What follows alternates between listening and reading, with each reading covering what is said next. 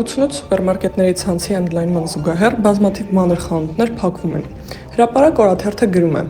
Հայ առաքելական եկեղեցին և հոգևոր դասը միակ ուղղությունը չէր, որի դեմ Փաշինյանը պատերազմ է հայտարարել։ Ասում են, ընտրություններին ընդառաջ պետական համակարգը աշխատում է բոլոր ուղղություններով։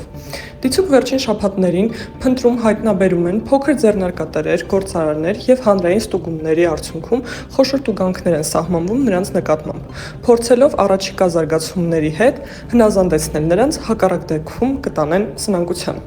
Իհարկե ՊԵԿ-ը հերքում է նման տեղեկություններ, ասելով, թե պարբերական և հերթական ստուգումներ միշտ են անցկացնում և անակնկալ այցեր միայն ընդդիմադիրների մոտ չեն ունենում։ Սակայն ընդդիմադիր հայացքներ ունեցող գործարարներից հատկապես վերջին շաբաթներին բազում բողոքներ են ստանում, որ հարկային է իրենց այցի է գալիս։ Ավելին, 88 սուպերմարկետների ցանցի ընդլայնմանը զուգահեռ բազմաթիվ մանր խանութներ են փակվում, ինչին առաջիկայում ավելի մանրամասն կանդրադառնանք։